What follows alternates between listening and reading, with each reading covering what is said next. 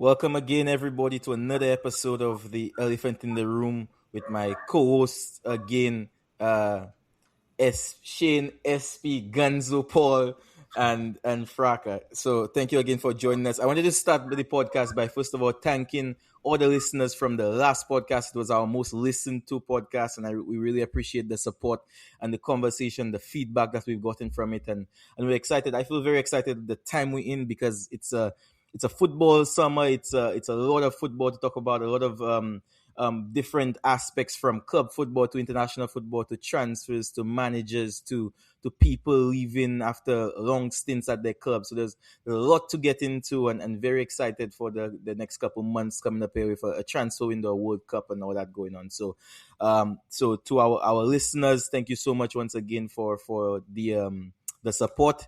And we want to continue and encourage you to listen to it because there's a lot of football and our episodes are becoming thick and fast as we go through that busy summer season. But without further ado, like I said, there's a lot to talk about. But I think although it's a few weeks removed now, I still want to talk about the Premier League title race or eventual champions and just talk about one.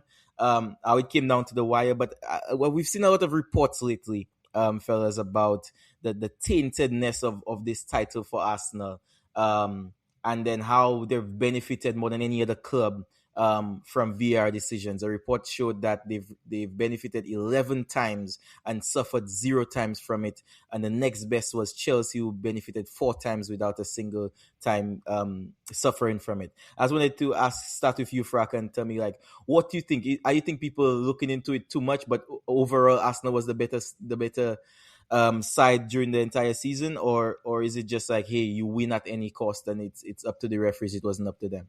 No, it's a bit of both, honestly. Arsenal were the better team in the Premier League this season. There's no if, ands, buts, or maybes about that. Mm-hmm. Did they play the best football? No. Were they most consistent? Yes.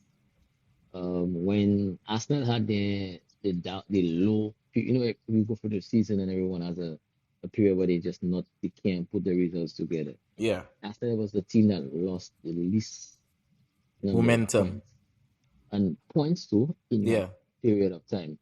I don't remember if you remember when Liverpool was on top, and then they had the bad patch where they had to wait more than 6 weeks. I think it was like 2 points in a Yeah. span of 6 weeks. Whereas when Arsenal had the low point, I think they only had a draw with Sunderland, and then I think they lost. I think they lost to they either drew with Liverpool or lost to Man U. Mm-hmm. Not too sure about how that turned for them. When it comes to the VAR calls and non-calls, you're gonna get that conversation every single year when it comes to whoever wins the Yeah. championship, as long as VAR is involved. Last season they said it for Liverpool. This season it just happens to be Arsenal. Were there games where it was kind of dodgy? Yes. It's simple human error Yeah. most times. I didn't even realize that Arsenal didn't get receive a single red card Single or penalty or a single against. penalty against them until that report came out, Yeah. which I think is insane It's given very what we saw. suspicious. We saw what Havertz did Yeah. the game before, which was a straight red card in every sense of the game. We saw Gabriel against Haaland. We saw exactly. So, um, can people make the argument about whether or not it was in their favor? Yes. Mm-hmm. Is that the reason that they won the title? No. Yeah. So I think that's something that is for the governing board in England to come together and like revamp their VAR system, Yeah. try to take a page from probably the Bundesliga or even the Champions League Yeah. Of the and try semi-automated stuff. other city, yeah, and take it from there. But as far as long as the humans are in total control of the VAR system in England, we're going to have this conversation for a long time. Long time. SB, Definitely. I wanted to bring you in and from the perspective of, I am very fortunate that the team I support has always been playing what we call ethical football. We always play good football. So the Premier Leagues we've won, it's been playing unbelievable football from back to front and revolutionizing the game rather with ball playing goalkeepers and inverted fullbacks and all that kind of stuff. So we've never been accused of playing bad. Sometimes people say we're boring because we keep the ball so much, but never that we needed a referee or it's set piece dependent or we got lucky in games or stuff like that.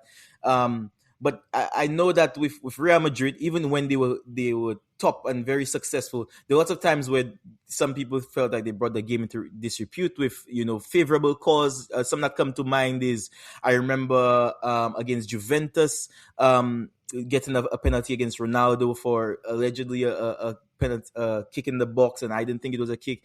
You've had countless times where Ronaldo's been offside against Bayern Munich. I remember on that. So this is just a few, but I've seen clips of you go a 10-minute montage of a questionable Real Madrid call. In the end, when you win this kind of Champions Leagues and you win these titles with questionable decisions, either playing not so good, even against Man City when you're won against us the multiple times, but there are times where you just sit back and you happen to get a goal. Does it matter to you at all when you go in and you win a title and then you have rival fans talking about VAR helped you or this was offside? Does it matter at all to you?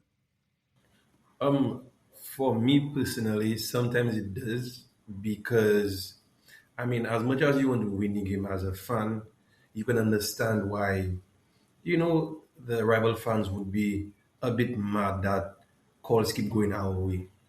All right. And then it builds this stigma where you start to have people call Madrid, Vadrid, Yeah, or these kinds of things. But I think in Arsenal's case, right, I think Arsenal and Arsene Wenger actually built a brand of football, and the mm-hmm. fact that Arteta stepped away from it and he was winning games away from that style, I think that's what put him under maybe some more scrutiny than he should have been, because people have to understand, as much as um, Arsenal won the games how they won these games, right? Arsenal hasn't won the Premier League in 22 years. Yeah, I can assure you, Arsenal would have done anything to win the Premier League. yeah, So I think we have to give kudos to Arteta for coming in and doing something different than what we're used to with yeah, that team. All right. And I just think the fact that, I mean, there hasn't been a team who's won a league or a tournament, and there hasn't been some sort of, you know, controversy. um, right. So at the end of the day, I think Arsenal got a bit more of it because more people didn't want him to win, as people wanted him to win. Yeah, So I think that's what it was really and truly. But I really want to give them kudos because I didn't see them winning the league with that squad, especially with the squads Liverpool have, City have. So you really have to give them kudos for stepping outside of their box and getting that title, because I can guarantee you, I don't see them winning it anytime soon again. I'll be honest. You Yeah. see, I've heard different takes. I've heard people say, well, the benefit that they got from the decisions, it's something you're not going to happen. That's not going to happen in another season. But also, people are saying, well, they've been so close. Been the bridesmaids for 3 years prior, and now they got over it. That mentally does something to a squad. I remember, just like from my club in Saint Lucia, El Ninos, we always used to lose to Rising Stars in the semifinal. As soon as we won one, we won like three in a row. So do you think that now that they've gotten over the line, Fraka, that the psychology of them, because there might be some changes, but Ateta's staying on. They just got a new striker last year. He's not going anywhere. Odegaard will stay. Rice is still, contracted. Do you think that now this is a possibility that Arsenal can, now that they know what it's like or how to get over the line, that it might lead to even future success for them and maybe even a dynasty in the Premier League? Um, I wouldn't say dynasty. Okay. I wouldn't say dynasty. Not with a lot of changes happening in the Premier League as far as managerial and transfers and whatnot. Yeah. It definitely helps that they haven't actually seen what it takes to win the championship. But they're playing devil's advocate, human nature. Next season they're not gonna be as hungry because Yeah. they've got one. They've got the chip of their shoulder. Sometimes someone will not come in as hungry as it might be Might be Saka today, might be Rice tomorrow. Yeah. You know, someone gonna come in a little bit lackadaisical. The focus will shift to something else. Somebody might think they deserve a bigger contract. Somebody might want to hire move away from the club. Yeah. All these things come into play now in this new age of football. So do I think they can win it again next year? Yeah. I'm not gonna put it away from them, but it's definitely going to be a little more difficult for them to get the results the way that they got them this season, for them to be able to have a level of comfort on the back end, Yeah. especially since now City gonna get a new manager, probably gonna put his imprint on it. Chelsea's gonna be out playing one game a week now with a new manager. Man U now think they have a chance because of how they finished they came down on the back end of the season. Yeah. Liverpool we want to try to make up for that atrocious season that they had. So it's going to be a different type of hunger from the challenging clubs. Yeah. So Arsenal now have to learn how to be the hunted rather than hunted. 19. Yeah. So let me Different see mentality. what do you have. Yeah. So It's it's gonna be interesting. It's gonna make for a very very good season. I hope. yeah. Even speaking as a Liverpool fan, that's the kind of football you want to see. As long as everyone else improves and the product is good on the TV, then I'm happy with it. But I don't think it's gonna be like I don't think it's gonna be dynasty. Yeah. But I do think that if they tweak the game a little bit, with the quality that they have in the squad, especially now that everyone's gonna be coming back fit, hopefully, Mm-hmm. um, that I think they can do back to back. Okay. I think that they can go back to back just because the other clubs have so much more to figure out than they do. Mm-hmm. But it's not going to be something where they're going to have a cushion where they can coast. Yeah. Well, They won't be able to coast. yeah. The SP, the reason we have so much new energy in the Premier League coming up this season is because we had a lot of legends both on the sidelines and in the on the field leaving. And one of the most notable departures this summer is one of the managers, is Pep Guardiola. And then I wanted to kind of pose the question to you. We've seen Pep come into football from no experience prior into Barcelona. 4 years, I think it was 26 trophies in 4 years at Barcelona. Just revolutionized the way they played. I see teams with in Sunday League trying to play out at the back and inverting fullbacks because of Pep. And I wanted to just ask, we've seen great managers before in the Premier League, most notably Sir Alex Ferguson. And I just wanted to get your thoughts on, you've seen Pep terrorize your club in Spain, and you've seen your club now terrorize him when he had City in Europe.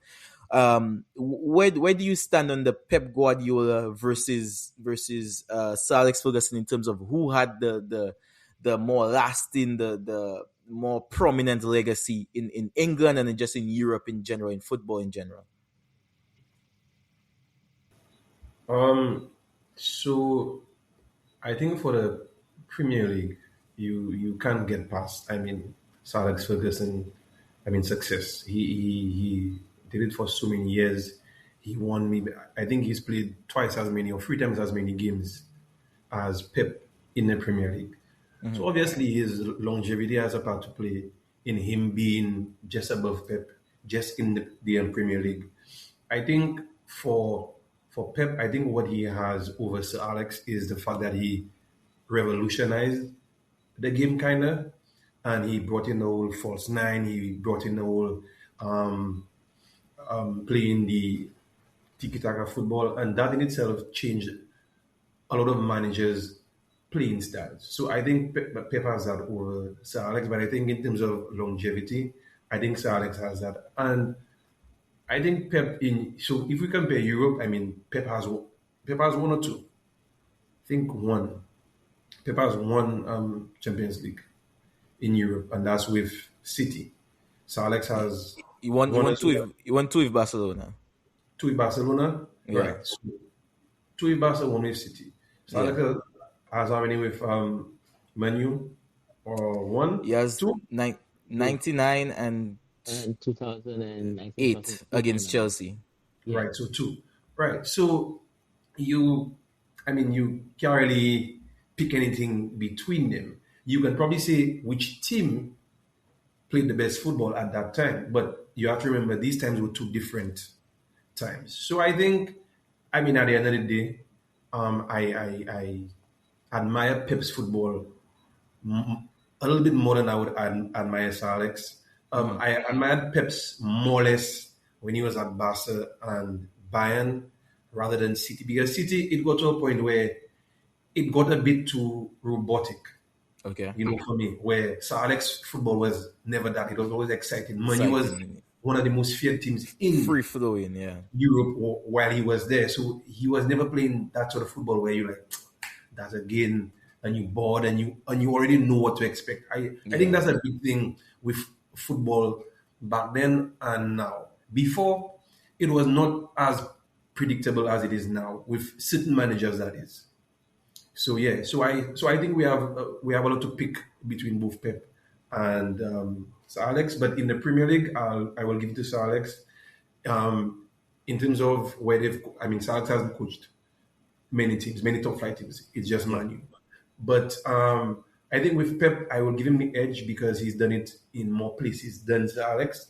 Yeah. Not saying that Sir Alex could not have done it, but the fact that Pep did it and did it so, um, um, um, um, like he was so, what's the word I'm looking for?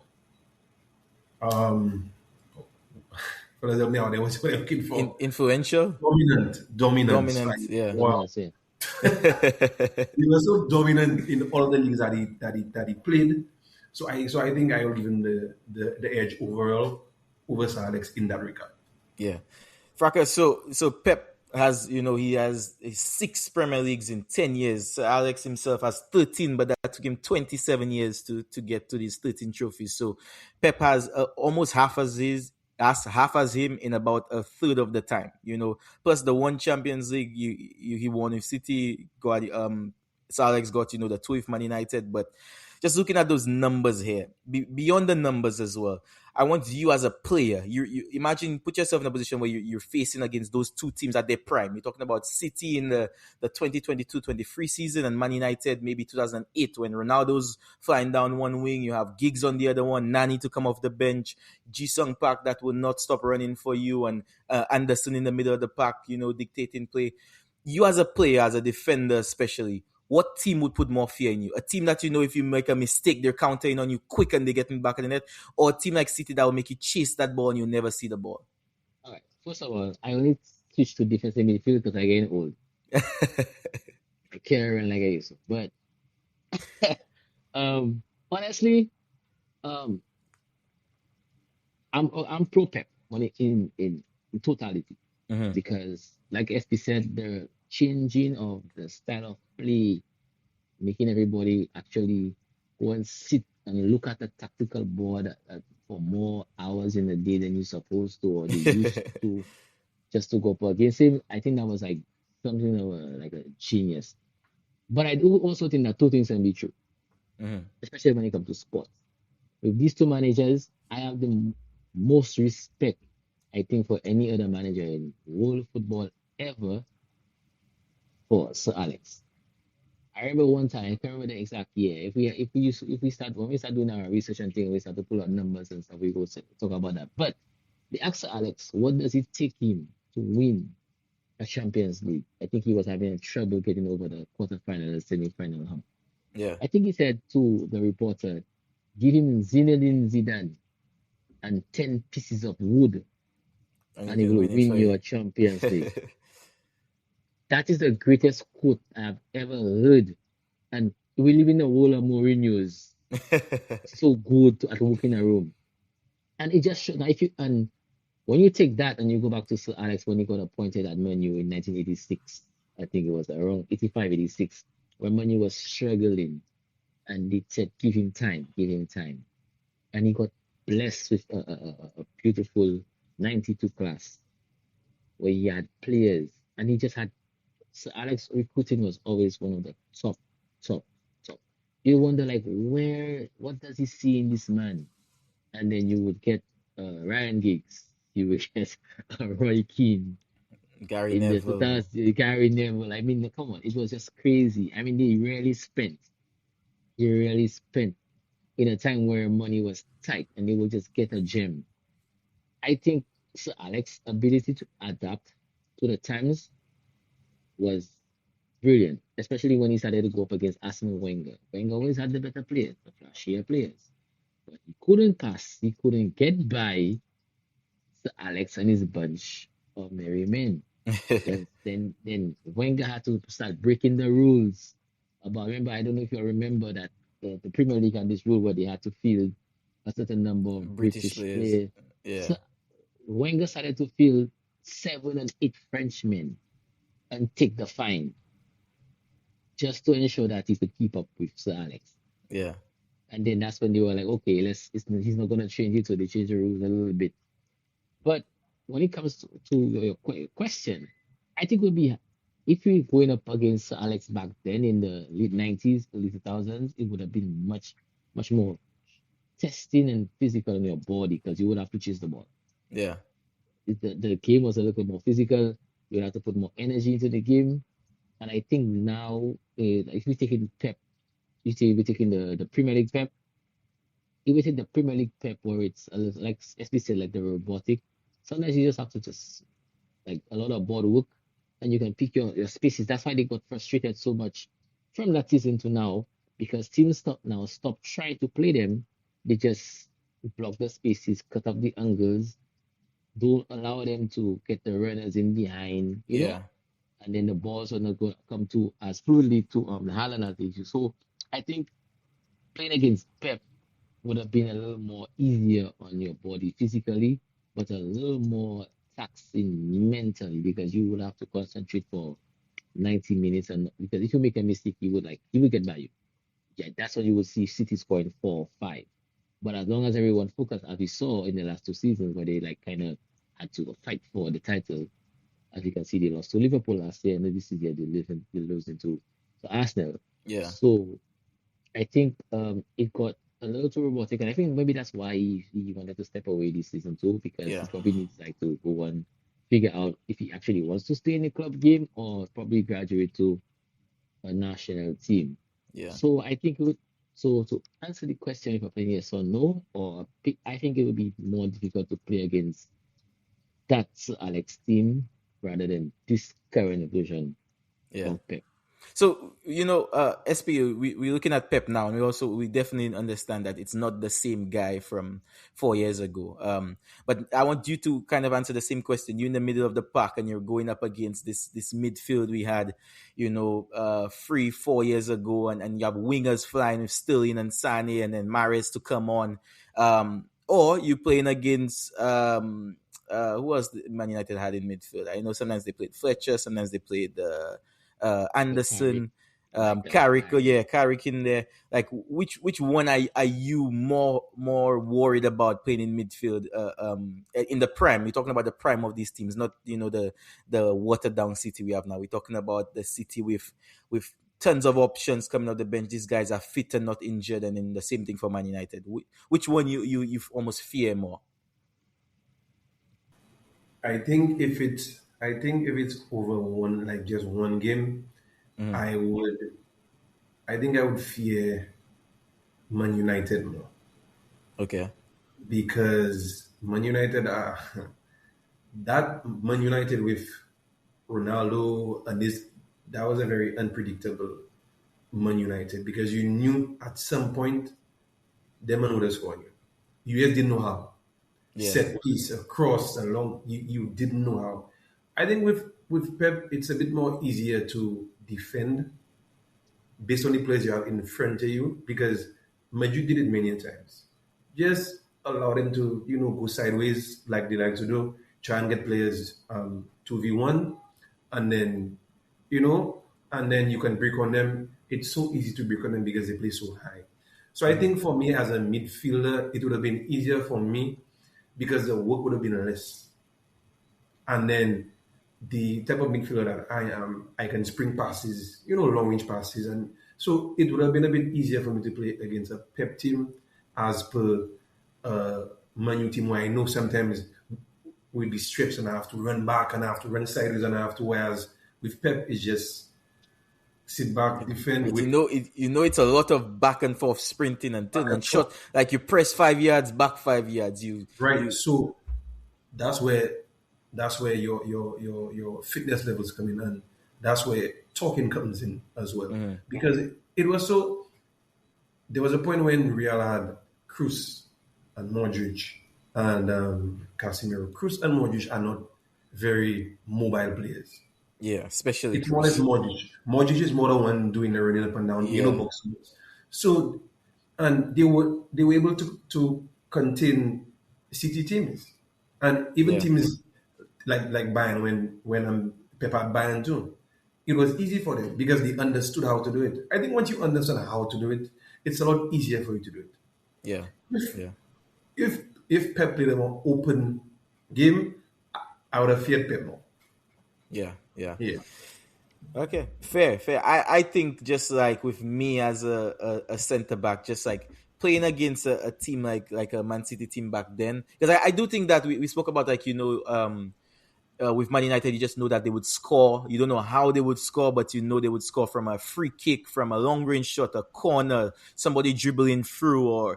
But I feel like there was a time where City almost, especially in that season when they scored 100 points, maybe not in the Champions League, because I think that was another season. We went out either by we went out some freak ways, either Tottenham or Liverpool or Madrid or Yeah, that was a whatever. Liverpool year. That was a Yeah. Liverpool year. But there was during the league season there was a time where it was just almost inevitable that City will find a way, and another the time we were playing against some banks of 4-4 or 4-5 and guys sitting deep, and you're like, how? With Man United back then, I didn't see them at the prime, but I've seen clips, I've seen them when they kind of won their last Premier League, especially. A lot of teams had the ball against them. With City, not many teams keep the ball against City. So you as a player against Man United, sometimes you feel like you could get into the game. You might be naive in thinking that. You might think, all right, we're in the game and then they hit you with the dagger in the 85th minute. But with City, it's almost like you're almost just hoping that they're not on their day. I think that's the thing with City is like, at least in that season, I felt like City, the only time we lost was when we didn't play to our game. But You know what? the opposition was almost, regardless of even if they were at their best, they still couldn't keep the ball against us. Before you switch over to the next topic, I want to give you like a joke. You remember what they used to call Fergie time in football? Yeah. Man United will play the worst football you will ever see in your life for 82 minutes.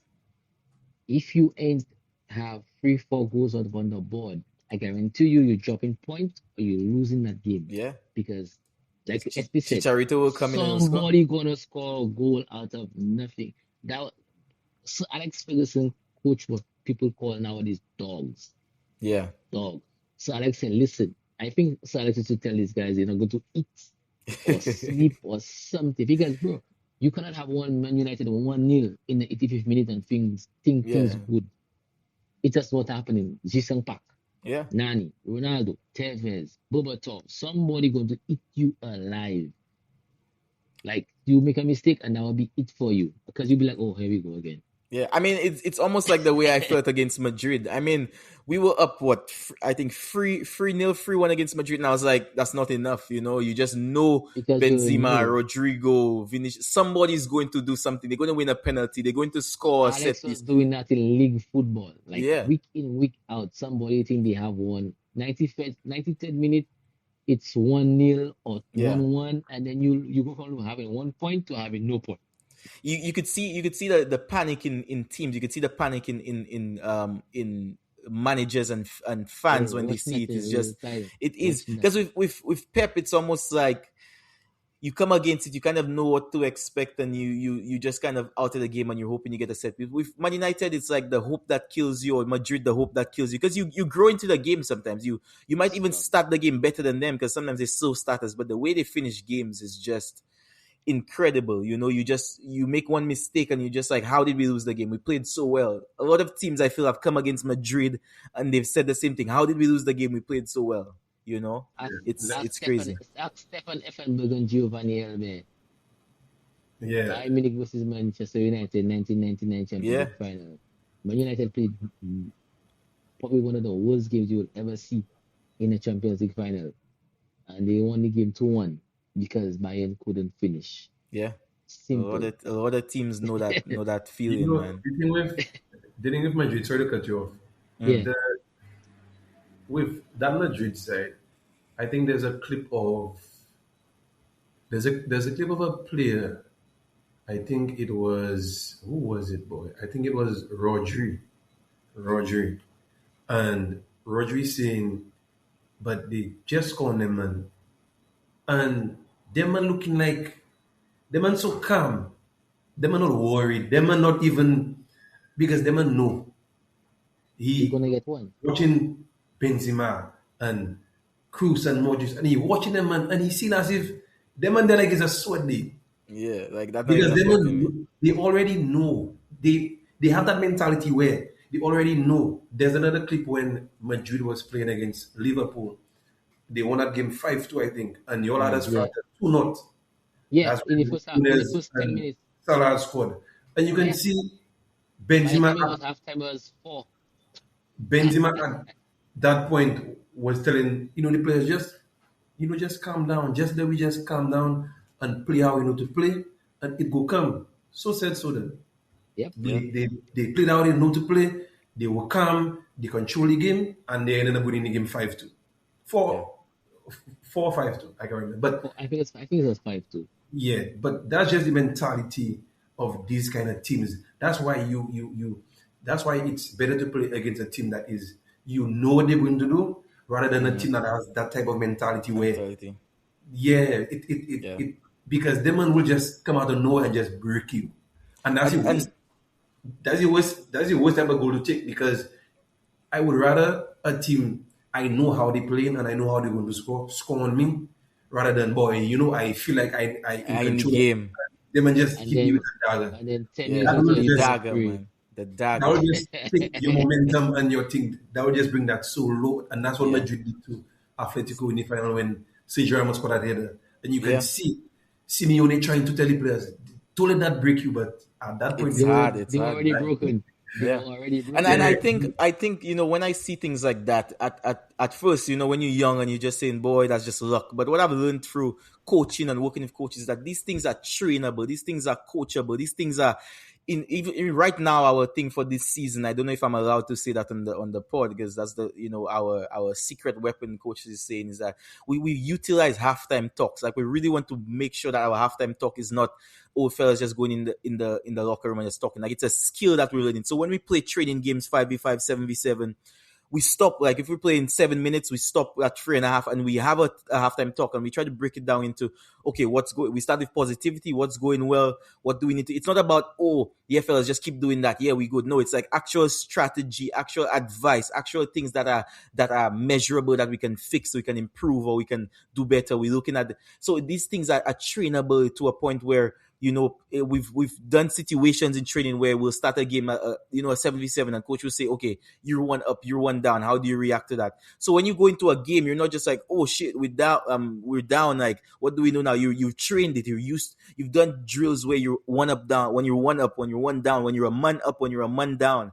Like, so you know it. So all these things are trainable. So that just got my training mind thinking and my coaching mind thinking because I do think that we underutilize these situational games in training, especially in St. Lucia. But I wanted to quickly pivot here because today is an important day. It's the eve of the Champions League, and it's a big game for us tomorrow. And I was talking to you guys about it, and I think if Arsenal win this game, I think I'm broke for the rest of for the rest of June with the amount of money I have relying on this game. But I wanted to hear your guys' opinion on. We know that there are a few players who are out and that can influence the rhythm of teams. But we know that it's an interesting concept if you think of it big picture because on one hand you have PSG who we've heard the controversy around them. Their players resting a lot, they're not playing. And it's kind of interesting because maybe 5 years ago, people used to say that's the reason PSG wouldn't win because their players are not competitive enough. And now it's like an excuse for them winning. So it's interesting. But you also have Arsenal, who we know are maybe more pragmatic in their play, but also they're coming off a high. And I know a lot of people maybe not expecting them to go up against PSG. I just wanted to see what do you expect to play out tomorrow? Like, how do you expect the game to go tomorrow before you even go into your predictions for the game that I'll ask you about? So, Fraka, what do you expect to see from this game tomorrow? My expectation as a football fan is that I'm gonna see a very, very entertaining football match Okay, so you don't think it'll be a stalemate kind of final? because it's a final, like an Arsenal coming off a high, PSG with a point to prove. That makes for a very, very, very exciting game that I hope that we're going to get. Yeah. If you have to take mannerisms of the coaches into consideration, I think Luis Enrique will be very, very, very careful in the first 10, 15 minutes as to not to get exposed and not to give up any set pieces and keep the game very, very I think PSG has this tactic that I find hilarious where if they have the ball first, they will actually give it to the opponent at And the then corner press flag them, yeah. and then press them. If they can do that, I don't think that with Arsenal's wing back injuries that they can maintain keeping the ball away from the PSG wingers because Ben White, well, I think this is Ben White back. It's going to be Um, Mosquera, right? I think it's Because probably going to be Mosquera to start, it's going yeah. to be very difficult if it's going to be Mosquera for them to get out of that right side. But I think Luis Enrique will be very careful. I actually think Luis Enrique will be the more careful manager because of Interesting. experience. Because of experience, Yeah, because he knows what he has and he knows what it takes to win this type of game. yeah, Um, Arteta will he needs to be a more aggressive manager in this game because he cannot allow PSG to influence the game too early and take over because if it becomes one of those open games, it could be a massacre. yeah. And I Eh, think Aston has to be a little more aggressive, and I think um yeah, I think that's basically. I don't see it being like you call like a stalemate. I yeah. don't think it's gonna be one of those Man United versus Anticlimactic finals, yeah. anticlimactic. I remember this Juventus versus AC Milan one time in Manchester. There was a Liverpool versus Tottenham. I don't think we're gonna get Tottenham, one of those. yeah, Yeah, I don't think we're gonna get one of those games. I think we're gonna get a very, very good game, and I think it's gonna be if I'm just to not very. I think it's either my prediction, honestly, is 2-1 to Arsenal, wow. but it can also very easily be 4-0 to PSG. Wow, that's wow. Okay, interesting. Yeah. Uh, Ganzo, so if PSG do win tomorrow, they'll be the first team since Real Madrid to go back to back. Since the mid 2010s. And again, you're looking at a like Fraka said, their coach who is experienced, who's won the Champions League now 2 times with two different clubs, Barcelona and PSG. You can have the team that is coming of its own. You have players coming back. Kimi's fit. Everybody that they need is fit. What do you expect? Do you see a PSG coming out like they did in the second leg of Bayern Munich, where they were more pragmatic, they were smarter about it, and more professional, as we would say? Or do you see them more like a first leg against Bayern Munich, where they were just going out and letting it go like they did almost last year against Inter Milan, where they just went for it and it was too much for Milan to deal with? Like, how do you see that game going tomorrow for you? Um, I think, like you guys said, I think Enrique has the experience over Arteta in these types of games because that plays a very big role in these types of games. And I think what PSG has been able to do very well, they've been able to throw off the opponent's game plan. Because anytime you have a game plan, anytime you go one or two not down, that game plan has to change because you have to score. So Yeah, I think they've been very good in doing that, in breaking down teams to the point where they have to change their game plan, and now it suits PSG. So they just now come in with their momentum and their players as well. Their players, I think, are hungrier to win a back-to-back title rather than Arsenal players are hungry to win a Champions League. And I see that Okay. because these players are defending champions, all right? And the hardest thing to do in football is to defend something that you've Yeah. already won, right? And you see the way they press, you see the way they fall back, you see the way they don't act like the star of the team, you see the way they play for each other. Mm-hmm. That hunger is very visible, and I think that's where they have an edge on Arsenal. I think what's going to happen is I think they will score first, and I think they will throw off Arteta's game because I do expect Arteta to have a game plan. I mean, at the end of the day, be that he has less experience in these big games, I think he will come with a game plan. Like he said in the interview, he's studied PSG very well. But I think all that planning will fall apart when PSG hit the momentum with players like Dewey, Dembele, Crava interchanging, and they still have. And I think their bench as well is a bit stronger than Arsenal's bench, so that has a Okay. big role to play in it as well. Um, you did mention that resting them may have a big part to play, but you have to understand there are more games being played over a season now as per before. Mm-hmm. So you find out you need to rest more players, especially players who've played more minutes. All right, because you need these players fresh. This is one game. This isn't a two-legged game where this is one game. So you need all players fresh for that one game. And I just think that um, PSG is more of a well balanced team in Yeah. the midfield, in the defense. The goalkeeper actually surprised me because I didn't think much of him, but watching him over these last few games, he's been very big for them, and he's one of the reasons why they've gone so far in the Champions League because I think he has the most saves in one game. It's between I think he or Neuer, Yeah. He's been and he impressive. Yeah. very, very impressive. So I think PSG will prove to be much more of a well balanced and well oiled team because when they hit the momentum, there's not many teams in the world that can stop them, and we've seen that over the games that they.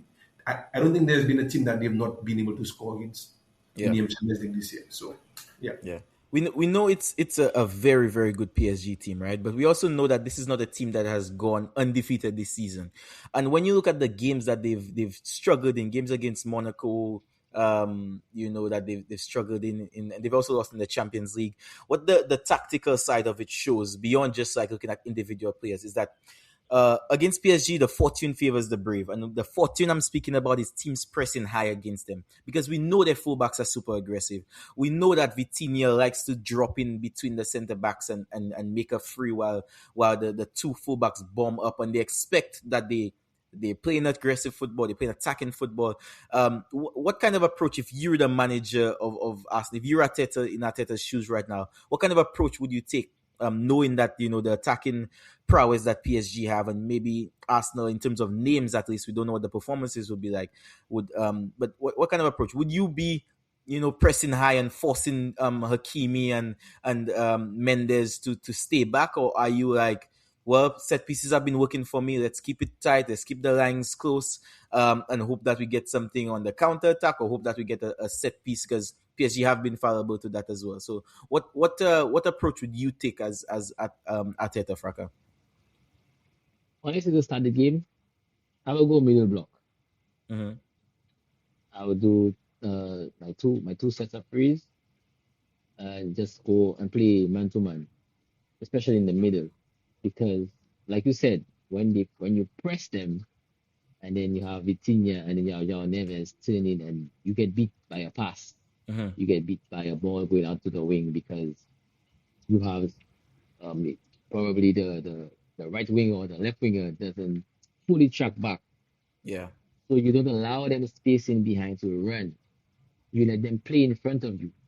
Let them play what they see. Let them get comfortable. It's okay to give up possession for a few, like probably a 5, 7 minute span, just to touch to see how they go. So because now then Belly has to come deep, Crab have to come and take a touch. Dewey might have to come and take a touch because it's the ball is not being spread out as quickly as they want to.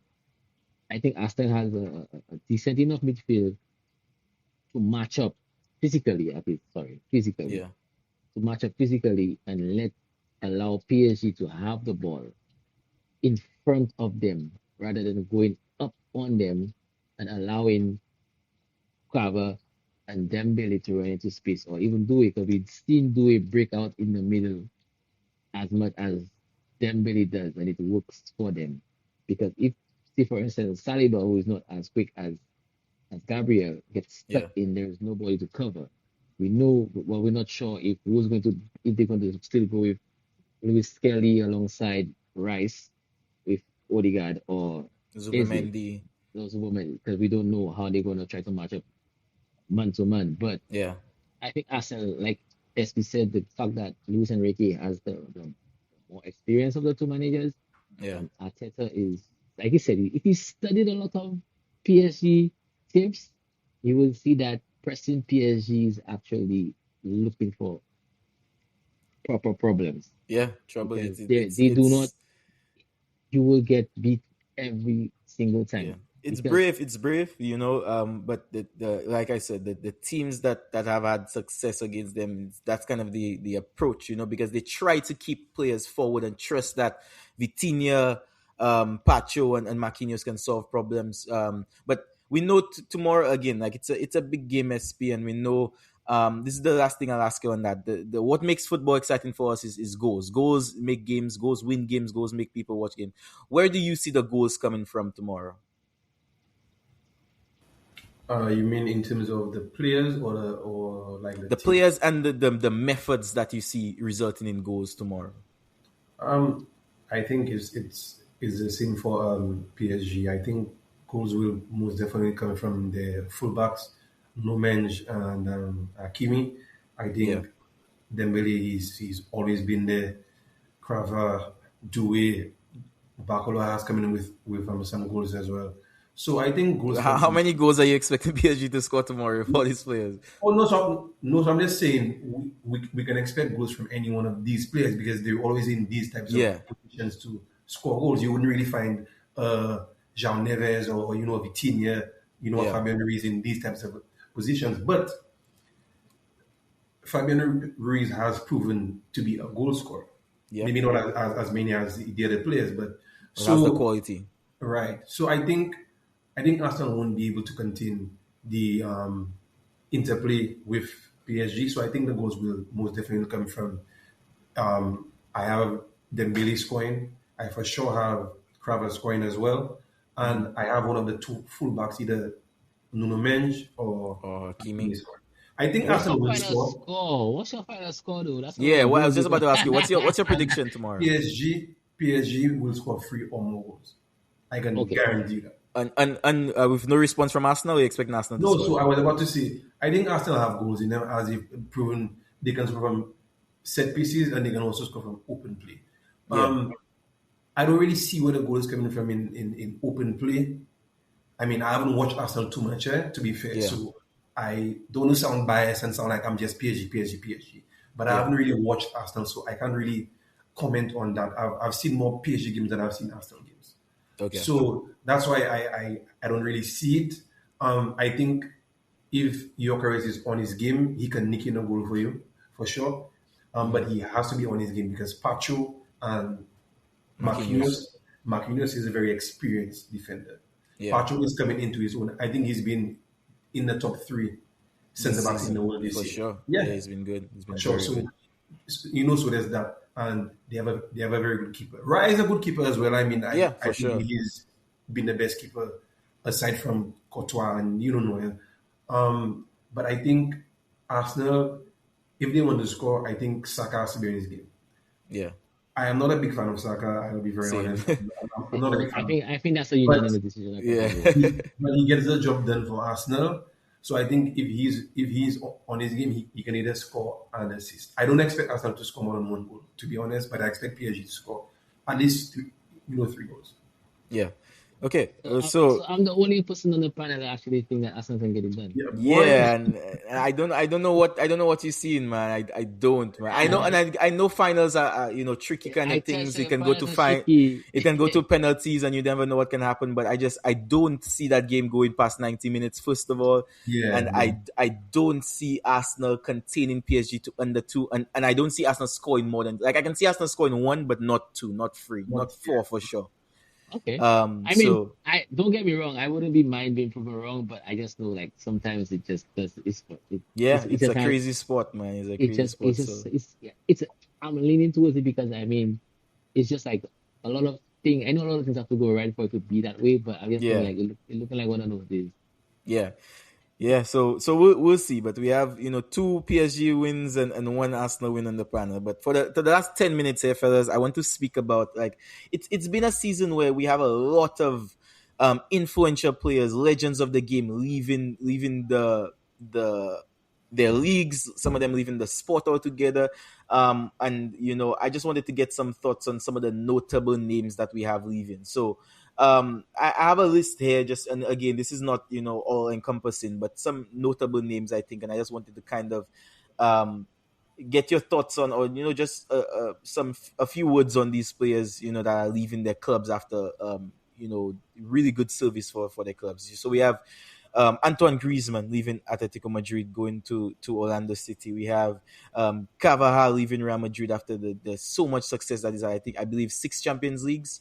You have John Stones and Bernardo Silva leaving Manchester City. You have Mohamed Salah leaving Liverpool after so much success and really changing the trajectory of the club. What are your views on these players? Where do you rank these players in terms of SP for your club? Where do you rank him overall as a Real Madrid player?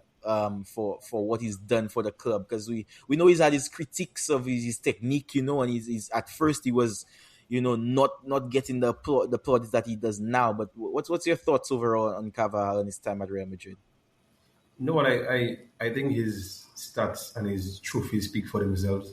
I mean, I've thought he has been. I think probably before the last 2 seasons, I think he was the best right back in football for some time. And I say that because of his balance. He will pop up and score a goal, he will assist, and he'll also get back and defend for you like a dog. So I think his Mm-hmm. balance, I think where he ranks among the Madrid greats, he has to be up there in the top 10 players. I, I mean, at the end of the day, his service to the club speaks for itself. And I can remember a lot of moments just off the top of my head. The cross for Ronaldo in the comeback against Yeah, the Wolfsburg. bicycle. Yeah. No, the one where that's against Wolfsburg when we Oh, okay, okay. 2-0 to Wolfsburg in the quarterfinals, and the first goal in the comeback at our home, he was the one who crossed. The He's cutback. Yeah. crossed to Rodrigo for the header. He's crossed to Ronaldo for the bicycle kick. His goal in the UEFA Super Cup against Sevilla. He has been there. He has been a massive servant to the club, and Yeah. I think he has to go down in the top 10 players in the So, club. so beyond the club, where would you rank him in terms of overall all-time right backs? We're talking about the greats like Cafu and Dani Alves and Philip Lam. Like where would you rate Carvajal when it comes to these big names who have played right back? Um, he has not been the most. He is not the most talented in all these names, but I mean his accolades speak for themselves. Yeah, He's been there. He's done it. He has goals in Champions League finals. He has goals in. He's won in Europe. The Euro. Sorry, I'm not sure if Euros. he won Yeah, the World Cup. I don't think he has. He wasn't on that no, team. We speak no, but he's been there. He's done it on the international stage, on the club stage as well. And I don't know if you recall on one of the podcasts, I rate players based off their club performances and also the international performances. And I think his speaks for himself. He's been very steady. He's been very reliable as a right back. His style of play was never going to get him any recognition like a Marcelo, who's all about flair, Flair. goals, and Yeah, so it was never going to get him as much recognition, but at the end of it all, his stats and his accolades speak for themselves. Yeah. So I would probably have him overall in order. I haven't seen all the right backs that they've spoken about, like, but I've seen Daniel Alves, I've seen Cafu, I've seen Mike Philip Conn, I've Lam. seen Philip Lam. I think he would easily fit into the top 10 of all time. Yeah. Okay, fair. Fraka, and a legend has left your club, and I remember, Liverpool, coming from the times where, barely challenging for the Premier League, definitely not challenging in Europe. Just a turbulent time for him, and then he signed this Egyptian winger from Roma, and people not really at the time excited about it, but went on to win two Premier Leagues, the Champions League, really changed the whole face of the club. Him along with Klopp as well. But he had a lot of influence in that. What's Salah's legacy at Liverpool as he leaves? But also, where do you rank him in Premier League all time greats? Because we know he also got criticism for his style of play. He's not the, like SP just spoke about Cavani. He's not the most aesthetically pleasing player in terms of the way that he moves, and he has comparison to Hazard and how easy Hazard makes football look. Where do you rank him in terms of legacy at Liverpool, but also Premier League all time players? Legacy at Liverpool, I think, is easily top five. Okay, but do you think he's above guys like Steven Gerrard? Um, Statistically, I probably say yes. Wow, that's a big Because shot. yes, statistically, but as long as when it comes to overall influence and like longevity, Yeah. I think I don't think I've seen a better footballer at Liverpool than Steven Gerrard. Okay, I agree. So um, Salah came into Liverpool, like you said, as one of those lowest of lows, and he helped to put energy back into the club. Salah is one of those footballers that optimize his strength to the most, to the maximum capacity. By me telling you that he met up with a coach that tailored to his exact style of play and allowed him to flourish in ways that not many players would have been able to in that time. Just to explain that a little bit, Salah was the only player not named Messi that wasn't required to defend under Yeah. Jurgen Klopp. Jurgen Klopp also did say one day the only player in the whole of football that doesn't have to defend is Lionel Messi. Yeah. Salah, the type of football that Klopp played tended to start as strength, open play, open field, press, run, run, run. Salah had questionable control Yeah. At best. at best, but the spacing that he used to get was just great. Um, Personally, to me, Salah was never my favorite footballer. Like I had problems with Salah my whole life. Yeah. I just love that the fact that he delivered what he had to, what he was supposed to. But if you have to go under a microscope, you would see that Salah never had a good second half of the season. Salah never had a finals goal. Salah never showed up when we needed him against Atletico Madrid, against Real Madrid, against Man City, disappearing in the time that we needed one goal just to qualify. Mo Salah was nowhere to Yeah. be found. That to me tinted what could have been a greater legacy for him. To say that he's not a great player, he was not influential, he didn't he didn't wow me at times, Yeah. that would be a lie. As far as Premier League greats go, hmm, that's a tricky question. I will not put him as I think by now, just because of like his stats and his performance levels over the years that he's been at Liverpool, I think he's top 10. Okay. I'm not gonna go as crazy as people that say top five. That would be like someone saying, "Oh, you got so who are you removing from the top five?" Yeah. Yeah. Some big So, players in there. I'm just saying, like, I think he can get into the top 10. I'm not one to always like try to rank these things because it's a lot of different eras, and somebody will tell you it's Ian Rush and these fellas we never saw play football, where the football was a Matt walking TCA. yeah, not like walking pace football where guys used to be smoking cigarettes at halftime and having a Yeah. beer and Nobody nobody pressing. really I don't really worry about that. But if we're just speaking like let's say Premier League era, which I think Premier League started in 1992, Hmm. I would think Mo Salah is top 10 Yeah. right now. Yeah, wonderful career for Salah.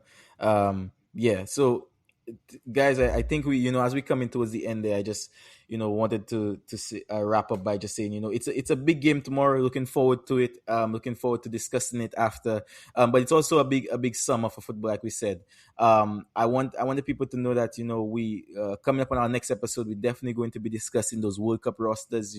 We're coming up on an hour, so we won't have much time to discuss it. But there's a lot to discuss there. There's a lot of notable absences. There's predictions that we want to see from teams. There's build up and also controversy, with Iran being sent to Mexico for the camp and everything. But we want to get into it, and we want to make sure that during the World Cup we're a lot more frequent with our shows, because it only happens once every 4 years. So we want to make sure that we maximizing and discussing it as much as we can. But I want to give the fellas an opportunity just to sign off as we go into the end of our episode here, and just asking people, again, thank you for the support. Continue to like, to view, to share, as we go into it, and we'll see you very very soon. It won't be a 2 week hiatus this time. It will be hopefully a little sooner, but as we go through the World Cup cycle, we want to make them a little shorter, but ensuring that we discuss as much as we can. So